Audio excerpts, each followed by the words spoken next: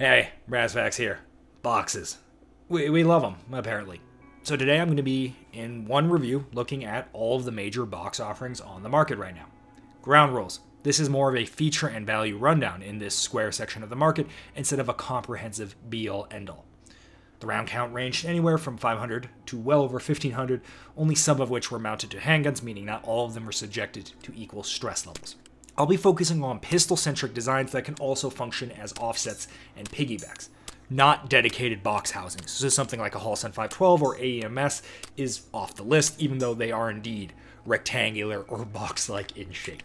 I'll throw affiliate links down below if you want to buy one and support the channel. Just be sure to shop around. These links are generally not always the best deal, but sometimes they might be. Let's go. First off, the Steiner MPS, a box that looks like a Decepticon that takes the Acro footprint. These originally go for about $500, but for a short frame of time, these actually were down to $350 market-wide. But because it's Steiner and people bought it, they immediately assumed, well, people are buying it, let's go ahead and raise that price back up again, without realizing it essentially prices itself out of the market. Despite the pricing, however, and its cheap Decepticon look, it does seem to make a case for itself. A much larger by volume viewport and very thin bezels or walls, combined with the near absence of a notch filter, the MPS makes a strong showing as the most unobstructive, clear view out of the bunch, especially when we compare it to the almost peep-like sights that we get with the Acro or Kraken. Now, you should be shooting with both eyes open in theory to completely mitigate housing size, but I think it would be disingenuous to say that when this small, window size is simply irrelevant. This will very much be a user preference thing, but I found I liked the slightly bigger window size here, and I found it gave me a much easier time to shoot, where by contrast the aforementioned thick lads did sometimes give me some issues. This is especially noticeable not just with handguns, but with stuff like PDWs, where the optic is very close to your face. Even with this large uptick in viewing volume, the MPS sits lower than all other options here, which in the context of handgun usage is once again A+. I might be in the minority here because no one talks about it, so I'll keep this part short, but man, do I prefer larger, more usable buttons like the MPS here. They're simply easier to use, faster, and more precise. This can prevent the typical fat fingering that you have to do that sometimes occurs with the more diminutive buttons. Considering the entire industry has declared eternal shame upon you if you use auto-adjust optics, bigger but flush buttons seem to make sense? Maybe? No? Just me? Okay, moving on, we won't mention it again. The rear lens is flush to the housing, something once again I think is really overlooked.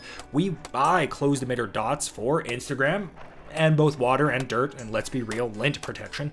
The rear of the housing doesn't really need standoff like the front does, so when it's flush, we can easily wipe off all the crud off the rear without it being pushed into a crevice on the side, and then later we need to pick it all out with a Q-tip or something.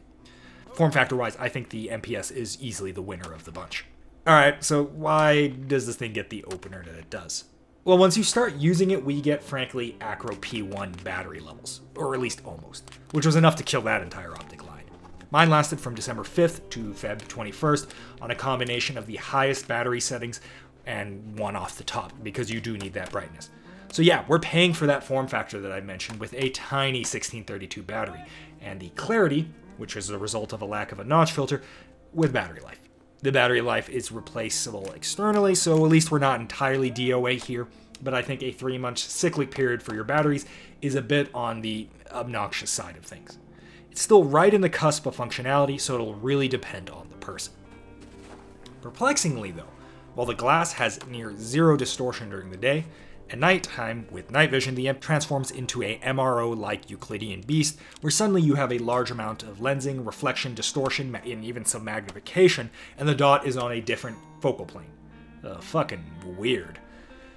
Maybe I have a defective one, but regardless, I would posit to you that in the context of handgun usage, it doesn't really matter as long as the dot gets dim enough, simply because the max engagement range of a handgun, combined with the realities of night vision passive aiming, makes this more of an annoyance instead of a massive deal breaker, at least for a handgun. Keep that in mind, not just for the MPS, but all handgun optics here to come. I will harp on NV performance because this is a review, but really, it doesn't matter all that much. You will find, however, in the context of mounting this on a rifle, specifically when the goal is to piggyback or offset one of these things for night vision performance, well, this guy at least is probably a hard pass. Even a newer Holosun 507 is probably going to outperform this thing, and that's not even all that great. Mine was on the Strike SMC for about 1,500 rounds through rain, sleet, and half a dozen falls. Durability is right on the money. So if you can snag one of these for sale, that happens occasionally for, $350, this thing actually makes a lot more sense, especially if you can tolerate the mayfly-like battery lifespan. At $400 to $500, it's a much harder sell in my opinion. So all in all, the MPS is a great day optic that has been functionally both Leopolded by having one giant Achilles heel and a sea of great features, and Steinered by being somewhat overpriced. Before getting into the king of NV, we have to talk about NV, Night Vision. It's your boy's sponsor, Nightline. There are very few times you can buy capability for cash. Night Vision is one such case. Now, it's certainly a lot of cash, but Nightline has you covered with competitive pricing, especially with my 15% discount code.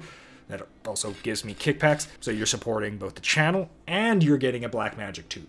So next time you're shopping for Night Vision tubes on a whim with some bourbon, and you decided to open up 400 tabs at 2 in the morning, consider making a couple of those tabs Nightline. Link down in the description. You look like some sort of obese priest.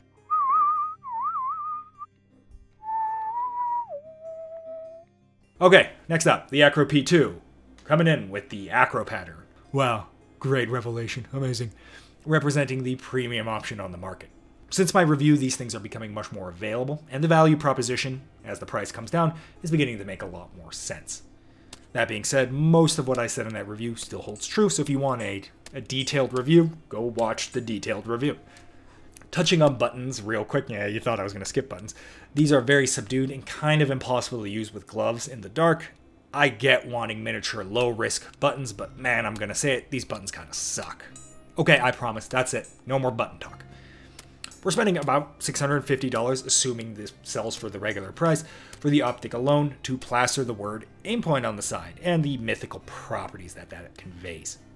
We have best-in-class night vision performance, though it's not nearly as well and clear-cut as one might think due to the Acro P2 just being dummy thick, obscuring a lot of the viewport, which is very relevant when taking tougher shots through passively with night vision.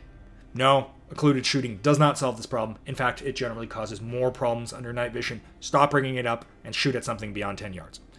Anyway, I think a lot of people will give the Acro flack because outside of NV performance, durability seems right down the standard of it can survive being run over by a tank and Larry Vickers throwing it out of a helicopter. But it also kind of gets its shit pushed in by pistols, because that's just the nature of the beast. More and more Acro P2s are popping up on the internet completely dead, wrecked by medium round counts on handguns.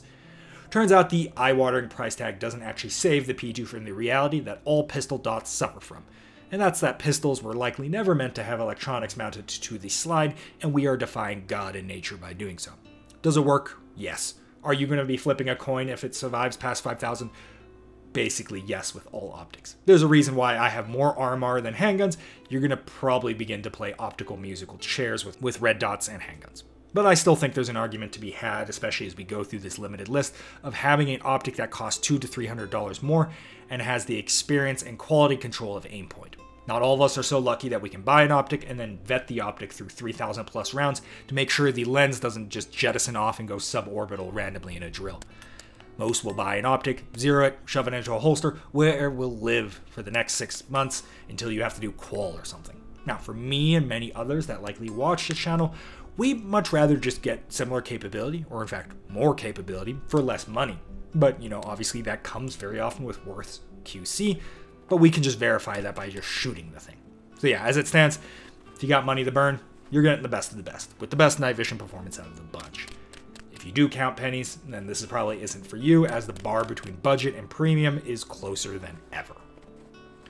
Speaking of a more capable optic at half the price, here come our Chinese overlords with the Holosuns. Starting out with the 509T, this specific model shown is the 509T, which I know I just said that, but there's a distinction between the 509T and the 509V2. Almost identically the same, a little bit more expensive, but way less distortion. For handgun usage, the cheaper 509T is fine. Just go ahead and get that. However, on a rifle, and especially on a subgun, you will probably find the 509T is a bit too distorted, being that close to your face, and the V2 would be much better appreciated. I have mine on a rifle forward mount, and it's just around the acceptable mark. The 509T and 509V2 have acceptable night vision performance. We have good brightness levels and average light transmission levels. Much better than where we were 5 years ago, still not the best though. The 509T, while very similar, is not actually Acro compatible. In fact, it's nothing compatible. You always need to use this in conjunction with the provided plate, which brings us to the little sister of the 509T, the 508T. No, that's it. That's an entirely different optic. Okay, weird, missed opportunity. It's the EPS. Yeah, looks good. The 509T is kind of the rifle variant, something you're going to piggyback offset. The EPS is what goes on a handgun, while being very functionally similar, just slightly shrunk. Both of the EPS styles, the EPS and the EPS carry, use the K-style footprint. The EPS in a lot of ways is the more practical 509T for handgun usage, with a real footprint that actually exists, being able to directly mount via top-down screws, fitting within the frame of most double-stack handguns. The EPS carry is more for your single or stagger stack designs. Both top, bottom, and sides are all satisfyingly thin and similar in dimension, kind of creating for, not quite, but a similar to MPS style look. The batteries as such needs to be a tiny 1620, but fortunately it's side-loaded so we can go ahead and swap it out. In theory, while this has the same battery issues as the MPS and the Acro P1, we are saved by shake-away technology, which really kind of feels mandatory in this type of setting with such a small battery. I've only had the EPS for 2 months, admittedly, as of writing this review, but the nearly identical 507K V2, which uses the same battery and tech, has the battery life of about 4 months. And back when I carried daily, you know, when I had both a job, college, and was a productive member of society, I carried this thing for about 2 years. And I suspect we'll see similar performance level here with the EPS. Cost is the usual lowish 300s, making this a very attractive option for most people looking to swap out to this optic. And in fact, to be frank, while I'm still of the opinion that open emitter red dot sights on handguns, specifically concealed carry handguns, are kind of overkill, and then you shouldn't rush to replace them at all, the EPS was really the first contender that really mimics the form factor and mount design of traditional handgun optics, making it a clear choice to fight lint, water, and the ingress of boogies, allowing for a quick wipe down with a t-shirt to clean it right up, and kind of just being more of a quality of life thing. Something that I've mistakenly undervalued previously. The boy. Harry Potter! The boy who lived come to die. Last contender, the Swamp Fox Kraken. What a name. This thing is basically an Acro clone. No, really, it looks identical. Big, thick-ass walls with a slight nod to your mother and an upward bias versus horizontal bias in window size. The Kraken has somehow managed to be even bigger than the Acro, with a housing protruding versus the Acro flush-fitting one. Regardless, I've already had my moment with window size, so I'll spare you that pain. Shoot both eyes open, it'll mitigate a lot of that. What I won't spare you though is button talk. The Kraken has really good buttons. I like them. The design seems to imply kind of small buttons, but it's actually the whole rubber area is an active button sight, so it's one giant big button. Just kind of mush at it and you'll get in the right spot. Night vision is trash, bad transmission, no real night vision settings, but who cares? You're buying this because it's cheap, and the chances are you don't even own night vision, and that's okay. At $350, it comes in at the same price as a Holosun. The Kraken is like the 509T in that it seemingly has a random mount pattern with the absolute expectation that you'll use whatever is included in the box to adapt it to whatever you're using. Unfortunately, the Kraken has a pretty bad record online with reliability, and in this completely bullshit, it's still snowing in April weather, this manifested itself. This thing got soaked, wet, you name it, multiple times, and at some point the seal broke, moisture got in, and now it condensates aggressively every time I go inside. This makes it really a no-go for any serious use, especially handgun use, which very often, by the very nature of corporate slavery, means you're going to sit in a cold car on the way to work, and then you go indoors, and now it's going to promptly fog over. So sorry, Swamp Fox, no-go, at least not in cold or humid environments. Real quick, thanks Eclipse Armory for sponsoring the ammo for some of this video, as well as a lot of ammo for a single review. So go ahead, check them out. I need ammo, you need ammo, we all need ammo. Eclipse Armory happens to have some ammo. And that's that. 5 boxes, all reviewed in a single video. As of writing this, I actually got another box optic, the Swayze thing from Geyzy. But man, I don't think that's really meant to go on handguns, even though it does have a sort of faux acro mount that does indeed interface to an acro footprint, but the optic size is like offset or something, so it doesn't actually work on an acro handgun mount. At least, I don't think so. A quick TLDR, because most of you are going to skip all the way out here to find the dog footage, and psych, I'm going to give you some more information. Kraken, out of the gate, failed, and fails with alarming regularities in YouTube reviews, so I consider it disqualified. For night vision, I think the EPS is plenty acceptable for handgun usage, but if you're going to do rifle mounted and you want the cream of the crop, while the 509T certainly does well, you can't beat the king, get the P2. In fact, if you want the best overall, you're probably going to get the P2 regardless. Just be aware of that window size and how close the margins are between the best and number 2, 3, and 4. The Steiner MPS is this weird contender that I simultaneously want to dismiss, but I also kind of really like it. Its combination of features is potentially one of the best, if not the best, for day usage. If you can ignore the battery life that lasts as long as I do, it's actually quite the little optic, specifically when on sale. The EPS and 509T are the well-rounded high-value options. Just be sure to vet it because you know Holosun made in China things. But if you do get a solid one, which becomes more and more likely with each Holosun iteration, it does really have it all. Wide window size, good battery life, not great but okay NV, and a form factor that is actually made to fit on a concealed carry handgun. Alright, that's that. Sorry this took so long. Finished the video and then the EPS became purchasable, so I had to go ahead and shoot that thing. It sounds formulaic, but gotta give a shout out to my Substar homies. Y'all are the silent heroes. I don't even push Substar all that much, but you people keep signing up, and I appreciate it. It shows kind of a vote of confidence with your wallet. So, thanks. Here's an extra long dog footage clip at the end, just for you guys. See you guys in the next one.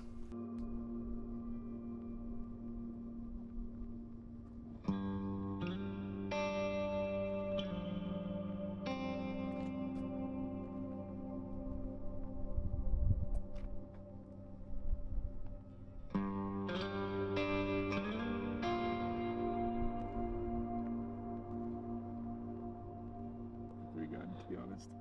I got some of the quad loaders for shotgun today. Delusion's tired. That's a vibe. Crackhead eyes, unable to move, tail barely functional.